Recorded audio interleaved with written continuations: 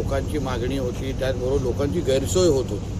त्याप्रमाणे आपण आता भरतपूर आणि मुरुड जंजिराच्या इथे प्रवासी जेटी जिथे होती तिथे आज आपण इथे आमच्या खात्याच्या माध्यमातून एक हे जेटी नवीन तिथे बनवलेली आहे.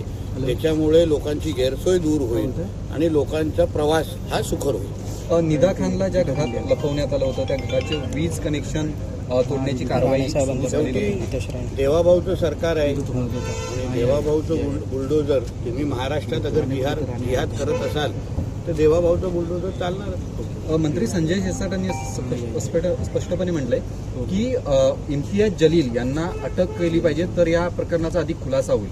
हो, बरोबरच आहे ना, कारण का मास्टर माइंड इम्तियाज जलीलच आहे. ज्या पद्धतीने निदा खानच्या संदर्भात सातत्याने तिची बाजू घेण्याचं काम म्हणजे जिहादचं बाजू घेण्याचं काम हाच इम्तियाज जलील करत होता. महाराष्ट्र को हरा कर देंगे म्हणणारा हाच इम्तियाज जलील होता. तर त्याची जागा बाहेर नाही, जेलमध्ये आहे. मला वाटतं की लवकरच तो नारळ फुटेल. सर, काल जितेंद्र आव्हाडांनी घोड्यावरतून येत खरं तर आंदोलन केलं. पंतप्रधान नरेंद्र मोदींनी आवाहन केलेलं होतं की पेट्रोल डिझेलचा वापर कमी करा. त्यावरती विरोधक मात्र वेगवेगळी शक्कल लढवत आंदोलन. पंतप्रधानांनी भारतीय जनता पक्षाच्या कार्यकर्त्याचे नेता म्हणून आवाहन केलं नव्हतं, देशाचं पंतप्रधान म्हणून आवाहन केलेलं. म्हणून ह्याच्यामध्ये पक्षीय राजकारण कोणी आणू नये.